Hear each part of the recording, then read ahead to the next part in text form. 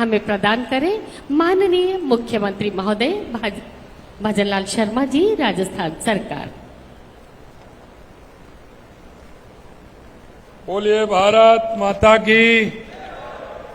अरे बीकानेर की आवाज है, इस कोने से उस कोने तक जानी चाहिए भाई। और किसान की आवाज कैसी होनी चाहिए ये तो सब किसान भाई जानते हैं। किसान जब अपनी आवाज बुलंद करता है तो सिर्फ किसान की आवाज दिखती है। इसलिए बोलिए जोर से, भारत माता की, भारत माता की, करणी माता की, कपिल मुनि की, पुंडरासर भावे जी की, गुरु जम्बेश्वर भगवान की, नगर सेठ लक्ष्मीनाथ जी की, आप सभी किसानों की आज के इस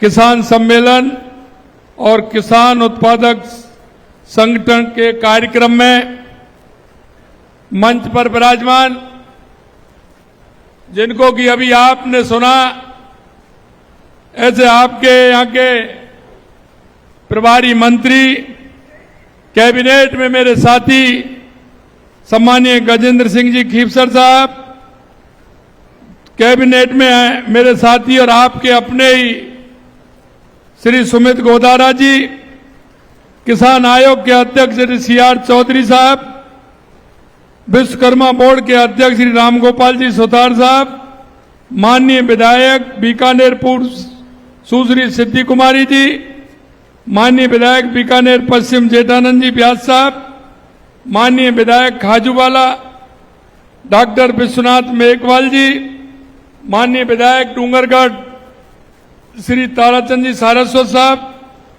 माननीय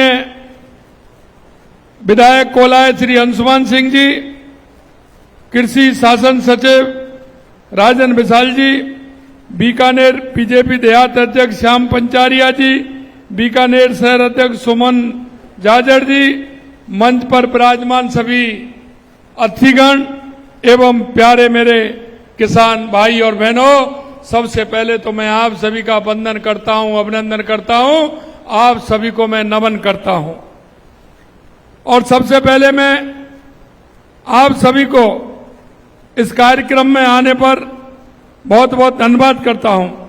आप सभी को, क्योंकि आने वाले समय में हमारा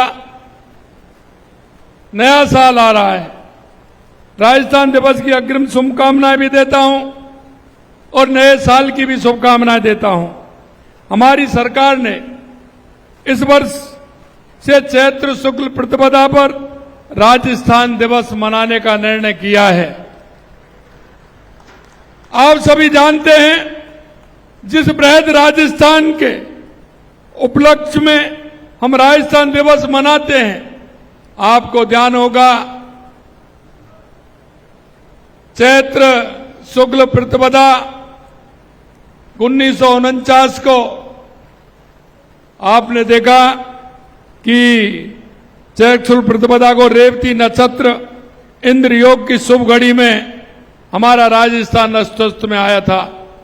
19 रियासतें, 3 ठिकाने, उनको मिलाकर के सरदार वल्लभ भाई पटेल जी ने हमारे इस राजस्थान की स्थापना की नींव रखी थी। और आप देखते हैं, वो संयोग जब नींव रखी थी उस समय था, वो ही संयोग इस बार आ रहा है। इसलिए मैं आपसे कहना चाहता हूं कि हमारे राजस्थान और राजस्थान की जो परंपरा, राजस्थान की संस्कृति, राजस्थान के लोगों का इतिहास और राजस्थान का काम करने का जो तरीका है, मैं आपसे कहना चाहता हूं, हमारी जो आवभगत है, मेहमानबाजी है, वो दुनिया भर में प्रसिद्ध है। मैं आपसे इसलिए कहना चाहता हूं कि आप राजस्थान दिवस को बड़ी धूमधाम के साथ मनाएं, ये मैं आपसे कहना चाहता हूं। आप सभी को नववर्ष 2022 की अग्रिम शुभकामनाएं भी देता हूं और हमारे किसान भाइयों के खेतों में फसल पैदा हो और नया वर्ष उनके जीवन में खुशहाली लेकर के आए, इसकी भी मैं कामना करता हूं। आज का ये कार्यक्रम किसान भाई बहनों के सम्मान को समर्पित है, इसलिए ये मेरे दिल के बहुत करीब है। और जब मैं किसानों के बीच में जाता हूं तो मुझे बहुत बड़ी प्रसन्नता होती है। हम चाहते हैं कि हमारा किसान, क्योंकि किसान हमारे प्रदेश की, देश की रीढ़ की हड्डी होती है। अगर हमारा किसान विकसित होगा तो निश्चित रूप से हमारा राष्ट्र, हमारा प्रदेश विकसित होगा। हम इसलिए किसान की चिंता करते हैं कि आपने देखा होगा, जब से हमारी सरकार आई है हम किसानों के हित के लिए काम कर रहे हैं। किसान हमारी प्रथम धुरी होती है। अगर किसान हमारा ठीक प्रकार से होगा, किसान हमारा विकसित होगा, किसान के घर में खुशहाली होगी तो निश्चित रूप से हमारा राजस्थान खुशहाल होगा। आप हमारे देश की आत्मा हैं। आप अपने पसीने की बूंद से भूमि को सींचकर अन्न उपजाते हैं। इस धरा पर रहने वाले को पोषित भी आप करते हैं। हमारे वेद पुराणों में भी कहा गया है कि अन्न बे प्राण, यानी कि अन्न ही जीवन है और अन्न आपके हाथों से हमें प्राप्त होता है। आप सिर्फ खेती नहीं करते, आप जीवन की नींव रखते हैं, क्योंकि बिना अन्न के आदमी रह नहीं सकता। हमारा किसान अन्नदाता कहलाता है। आप मेहनत से ही आज भारत न केवल अपनी खाद्य सुरक्षा सुनिश्चित कर पाया है, शक्ति के रूप में उभरा है। इसके लिए भी मैं आप सभी को धन्यवाद ज्ञापित करता हूं। आपके अथक परिश्रम, लगन, आपके योगदान की दिल से प्रशंसा करता हूं, क्योंकि आप जिस तरह से काम करते हैं, सूरज की तपती धूप हो या कड़ाके की सर्दी हो, हमारा किसान उसमें भी काम करता है। हर मौसम में वो खड़ा रहता है। जब लोग अपने घरों में चैन की नींद सोते हैं, तब हमारा किसान खेतों में सिंचाई करता है, रखवाली करता है। और मैं क्या करूं, क्या बताऊं आपको, मैं सारी बातें जानता हूं। किसान की मेहनत कितनी होती है और किसान कितनी मेहनत करता है और उसके बाद उसके परिवार का पालन होता है। मैं एक किसान की पीड़ा को अच्छी तरह से समझ सकता हूं, क्योंकि जो काम आप करते हैं, मेरे जीवन में वो काम भी मैंने किए हैं। इसलिए मैं जानता हूं कि किसान को कैसे आगे बढ़ाया जा सकता है। और इसलिए आप देख रहे हैं, तारबंदी से लेकर के पशु पालन से लेकर के जितनी भी सारी योजनाएं हैं किसान के इर्द गिर्द घूमती हैं, हमारी सरकार उनको लागू कर रही है। मैं देखता हूं, मैंने पशुपालन के क्षेत्र में मोबाइल जो वैन है किसान के पशु के इलाज के लिए, उनको मैंने इसलिए भेजा है क्योंकि किसान का जब पशु बीमार होता है, किसान के पास साधन ले जाने के लिए नहीं होता है। किसान किसी ना किसी के पास जाता है, उस साधन को 500, 1000, 1500 रुपए में करता है और वो नजदीक के अस्पताल में लेकर के जाता है।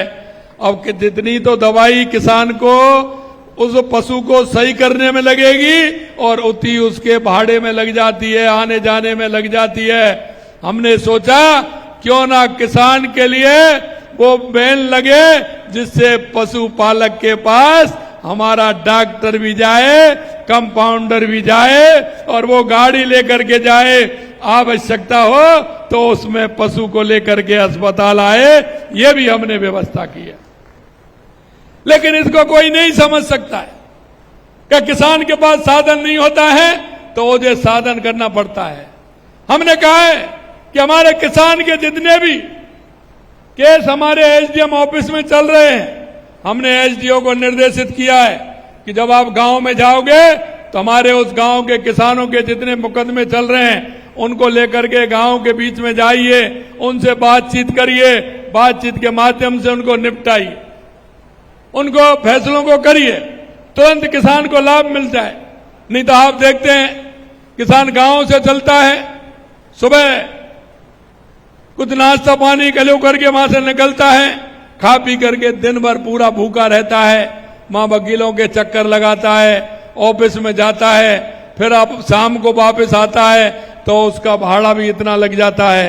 हमने कहा कि अगर हमारा किसान वहां जाएगा तो किसान का एक दिन का काम भी छूटेगा, उसकी आर्थिक स्थिति भी कमजोर होगी क्योंकि भाड़ा किराया उसका लगेगा। हमने कहा कि एसडीएम उस गांव में जाए, महीने में एक बार कैंप लगाए, जिससे हमारे किसान को किसी भी तरह की परेशानी नहीं हो। किसान की क्या तकलीफें मैं उन्हें अच्छी तरह से समझता हूं और मैं इसीलिए कहना चाहता हूं मेरे भाई और बहनों, किसान जिस तरह से काम करता है और किसान को उसका लाभ मिलना चाहिए। हमने कहा है कि किसान रात को बिजली आती है। हमने हमारे पहले बजट में कहा था कि 2027 तक किसान को हम दिन में बिजली देंगे। उसका इसीलिए कि हमारा किसान रात्रि को परेशान नहीं हो, आराम से सुबह जाए, शाम को 6 बजे 7 बजे घर पर आए और आराम से बच्चों के साथ आराम से टीवी देखे, समाचार सुने, जिससे कि उसको किसी भी तरह की चिंता नहीं रहे। और नहीं तो किसान शाम को इधर तो शाम होती है और उधर किसान खेत की ओर जाता है, जैसे उसको कितनी बड़ी परेशानी होती है। इसको भी हमने कहा है कि इसको भी हम खत्म करेंगे और 2027 तक किसान को दिन में बिजली देने का काम करेंगे। इसके अलावा किसानों के हितों का ख्याल रखने के लिए एफपीओ जैसी अनेक पहलों को भी प्रोत्साहित किया जा रहा है ताकि हमारे किसान भाई बहन समृद्ध हों। मेरे भाइयों, मैं कहना चाहता हूं, आप जो एफपीओ से नहीं जुड़े हैं वो एफपीओ से जुड़े। छोटे और सीमांत किसानों को बाजार तक पहुंच बनाने एवं उन्हें उपज का उचित मूल्य दिलाने के लिए किसान उत्पादक संगठन एफपीओ आपके लिए वरदान साबित होगी। क्योंकि हमें पता है, क्योंकि ये खेती छोटी होती जा रही है। अगर किसी के 5 बेटे हैं तो एक खेत में से 5 टुकड़े होते जा रहे हैं।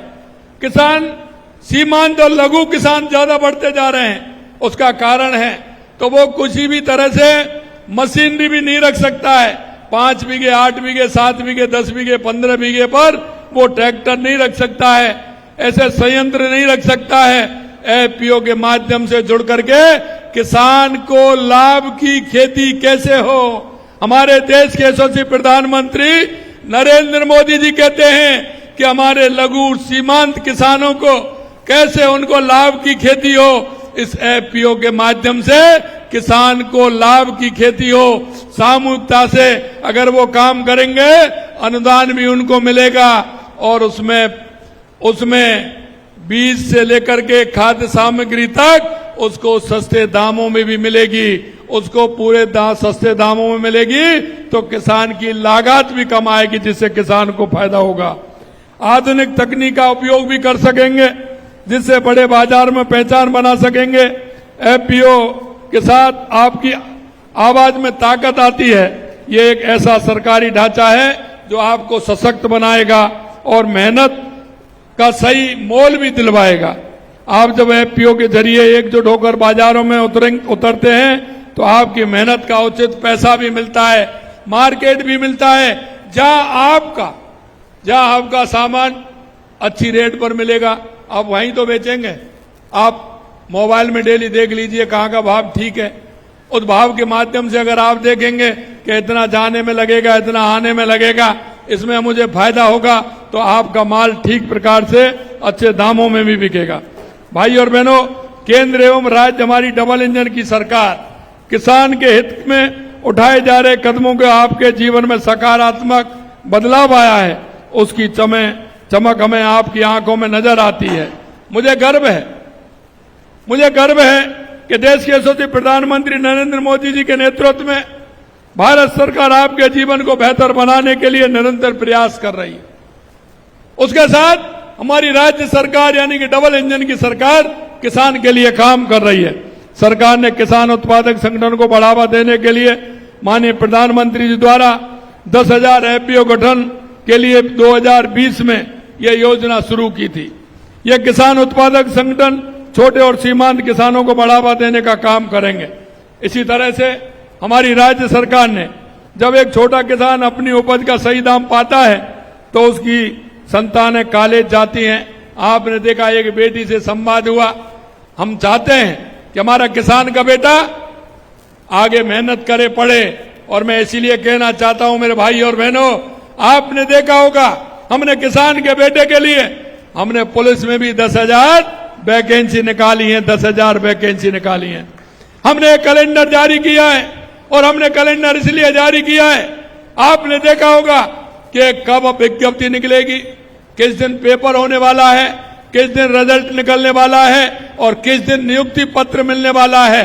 हमने 1 साल का पूरा कैलेंडर हमारे युवाओं के लिए निकालने का काम किया है। आपने देखा होगा पिछली सरकार ने 5 साल तक लगातार पेपर लीक होते रहे। मैं आपको विश्वास दिलाता हूं कि हमारे 15 महीने की सरकार में जितने भी पेपर हुए हैं, एक भी पेपर लीक नहीं हुआ, एक भी पेपर लीक नहीं हुआ है। ये हमारी सरकार ने जो काम किया है। यही नहीं, आप कहते हैं, मैं अब आए दिन देखते हैं, और मैं कहता भी हूं, जितने पेपर लीक हुए हैं आए दिन 2-4, 5 पकड़े जा रहे हैं। चाहे वो पीटीआई पेपर हो, चाहे बाबू का पेपर हो, चाहे वो एसआई भर्ती का पेपर हो, कोई भी पेपर हो, आए दिन पकड़े जा रहे हैं। उनको अंदर डालने का काम भी हमारी सरकार कर रही है। मैं आपको इतना विश्वास दिलाता हूं कि हमारा किसान, क्योंकि किसान का बेटा जिस तरह से मेहनत कर ला सकता हूं, किसान के बेटे के मन में जो सपने हैं, जो वो परिवार के लिए सपने देखता है, देश के लिए सपने देखता है, हमारी सरकार उन युवा पीढ़ी के सपनों को पूरा करेगी। और इसीलिए मैं कहता हूं कि आप चिंता मत करिए। मैं युवाओं से आह्वान करना चाहता हूं, किसान के बेटों से मैं कहना चाहता हूं, आप मेहनत करिए। हमारी सरकार लगातार जिस तरह से वैकेंसी निकल रही है, आप मेहनत करते चलिए। हमारी सरकार विज्ञप्ति वैकेंसी निकालती रहेगी और नियुक्ति पत्र भी देती रहेगी, ये भी हम विश्वास दिलाते हैं। हमारा सपना सिर्फ कृषि विकास नहीं, कृषि गौरव है। हम चाहते हैं कि राजस्थान का किसान देश में नहीं, दुनिया भर में आदर्श बने। मुझे अत्यंत प्रसन्नता हो रही है कि आज 30,000 किसानों को 137 करोड़ रुपए का अनुदान अभी हस्तांतरित किया गया है। और मैं कहना चाहता हूं कि आपके सम्मान और समर्थन के लिए हमारी सरकार पूरी तरह से तैयार है। लेकिन मैं ऐसे नहीं कह सकता। आपने देखा होगा पिछली बार युवा नेता आए थे कांग्रेस के, उन्होंने किसानों को विश्वास दिलाया था कि हम संपूर्ण कर्जा माफ कर देंगे, लेकिन वो भी नहीं किया। दूसरा मैं ये कहना चाहता हूं, उन्होंने कहा था कि आलू से सोना बनाने का काम करेंगे। अरे भाई, आलू से सोना तो हम नहीं बना सकते, ये मशीन हमारे पास तो नहीं है। लेकिन किसान भाइयों, मैं आपको विश्वास दिलाता हूं कि राजस्थान के किसान को अगर ठीक प्रकार से पानी मिलता है तो राजस्थान का किसान इस जमीन से सोना निकालने का काम जरूर कर सकता है, जमीन से सोना निकालने का काम कर सकता है।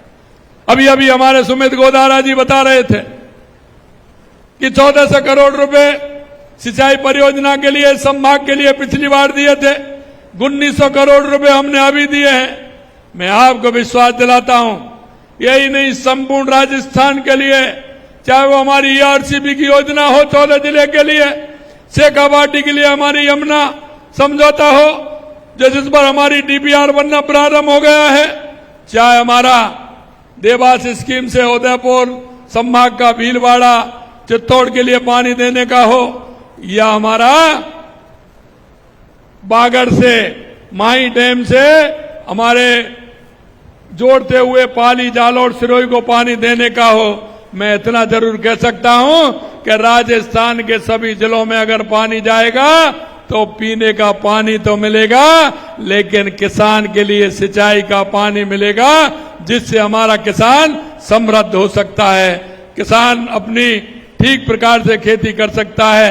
हमने सभी जगह, आपने देखा, लगातार हमने काम किया। मैं हमेशा कहता हूं कि कांग्रेस के लोग झूठ के अलावा कुछ नहीं करते, हमेशा झूठ और लूट की कहानी करते हैं, जाति पांच में बांटने का काम करते हैं। अभी आप देख रहे हैं किस तरह की वो टिप्पणी करते हैं। अभी मैं कहना चाह रहा हूं, हमारे पूर्व मुख्यमंत्री जी विधानसभा में तो एक भी दिन आए नहीं, लेकिन मैं कह सकता हूं कि आए दिन ट्विटर पर चलते हैं, वो सुर्खियों में रहना चाहते हैं और वो बात कहते हैं। मैं जरा उनसे कहना चाहता हूं कि आप ट्विटर पर करते हैं, उससे पहले अपने ट्वीट तो देख लीजिए। जब आपकी 5 साल की सरकार थी, उन कामों को देख लीजिए कि राजस्थान की जनता के लिए आपने क्या किया था। ये ट्विटर से काम नहीं चलता है। राजस्थान की जनता के बीच में जाना होता है, उनके दुख और दर्द को समझना पड़ता है, और जो दुख और दर्द उनका होता है उसे सरकार होते हुए उसको निपटाने का करने का, पूरी तरह से उनके काम को पूर्ण करने का काम सरकार का होता है। हमने हर क्षेत्र में काम किया है, चाहे हमारा बिजली के क्षेत्र में काम हो, हमने लगातार हमारे एमओयू हो रहे हैं, और हमने कहा है किसान से कि 2027 तक हम बिजली किसान को भी देंगे, उद्योग को भी देंगे, और उपभोक्ता को भी बिजली देंगे, और सस्ती बिजली भी देंगे। उन्होंने 100 यूनिट कहा, हम सौर ऊर्जा से जोड़ करके 150 यूनिट देने का काम करेंगे, ये भी हमने कहा है। पानी के बारे में मैंने आपको बताया, रोजगार के बारे में मैंने युवाओं को भरोसा दिलाया, लगातार विज्ञप्ति निकल रही है। यही नहीं, आपने देखा होगा राजस्थान के तहत राजस्थान के अंदर 35 लाख करोड़ रुपए के एमओयू हुए थे, लेकिन आपने देखा पहली तिमाही के अंदर आने वाली राजस्थान दिवस 30 मार्च को हम 3 लाख करोड़ रुपए के लगभग काम को धरातल पर ले आएंगे। ये हमारी सरकार है जो समयबद्ध तरीके से आपको करके बता रही है। मेरे किसान भाइयों, मैं आपसे यही कहना चाहता हूं, आपसे हमने वायदा किया था किसान सम्मान निधि बढ़ाएंगे, 6,000 से 8,000 किया, और अभी 8,000 से 9,000 करने का काम हमारी सरकार ने किया है। जल्दी आपके यहां हमारे 9,000 रुपए किसान सम्मान निधि के भी आपको आने वाले हैं। पर्यावरण और स्वास्थ्य के लिए जैविक खेती आज की जरूरत है, उसे बढ़ावा देने के लिए मैंने जैसा कहा, बैलों की खेती करने के लिए काम हमने किया है, क्योंकि हमारे ऐसे किसान हैं जो आज बैल रखते हैं, बैलों से खेती करते हैं, उनको भी प्रोत्साहित करने का काम हमारी सरकार ने किया है। साथ ही ड्रिप फव्वारा सिंचाई, सौर पंप, मधुमक्खी पालन को प्रोत्साहन देने का काम भी कर रही है, क्योंकि हम जानते हैं किसान के पास अगर एक ही काम है खेती का, तो उसका परिवार उस खेती के काम से नहीं चलेगा। हम चाहते हैं कि खेती के काम से परिवार भी चले। हम चाहते हैं कि किसान को कोई ना कोई साइड में उसकी कोई बिजनेस हो, कोई ऐसा काम हो उससे जुड़ा हुआ, जिससे कि किसान की आय बढ़े और किसान खुशहाल हो। तो इसके लिए भी हम काम कर रहे हैं, चाहे वो फव्वारा ड्रिप सिस्टम हो, मधुमक्खी पालन हो, पशुपालन हो, ये काम हमारा किसान कर सकता है। प्रधानमंत्री किसान सम्मान निधि, क्या आपने देखा होगा 72 लाख किसानों, इनके समय में 64 लाख थे, हमारे समय में 72 लाख है।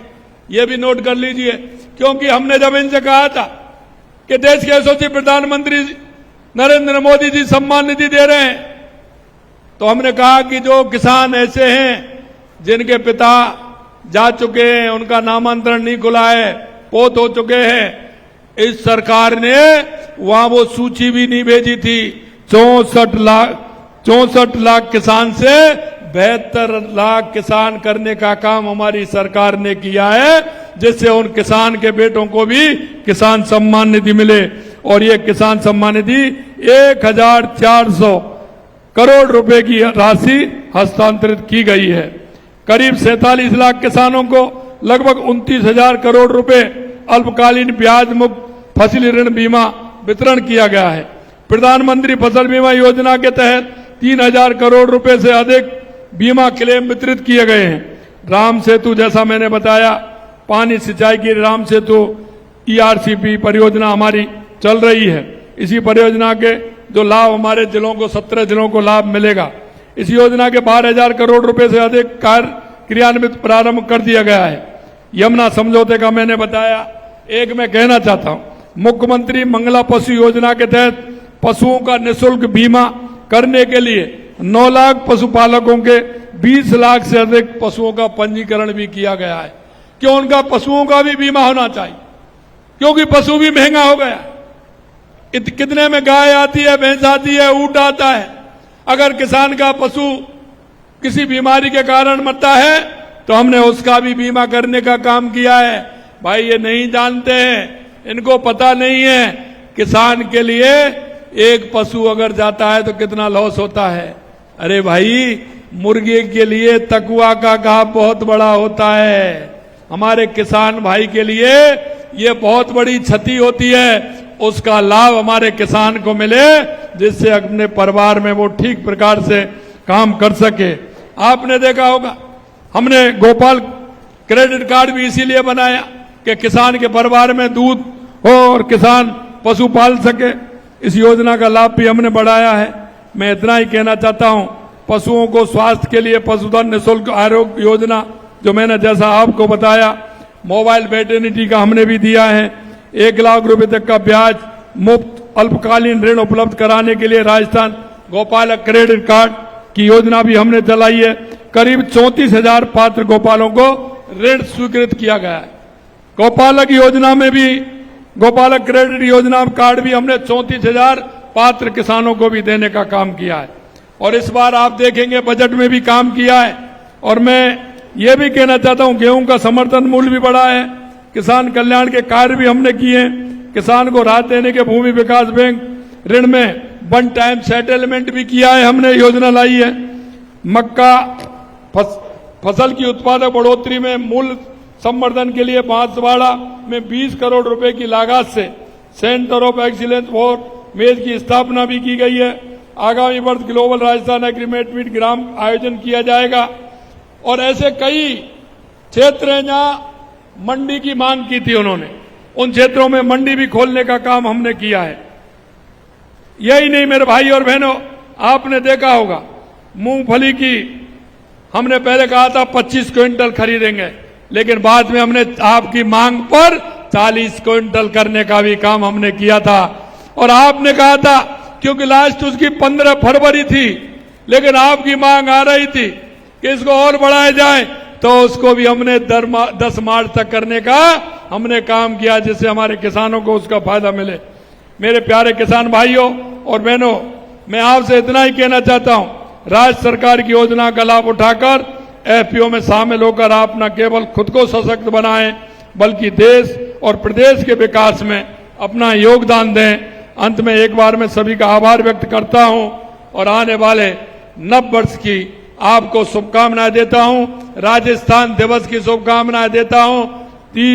30 मार्च के दिन जो योग है वो वही योग है जो राजस्थान दिवस के अवसर पर सरदार वल्लभ भाई पटेल ने इस राजस्थान दिवस को प्रारंभ किया था। राजस्थान को स्थापना दिवस था।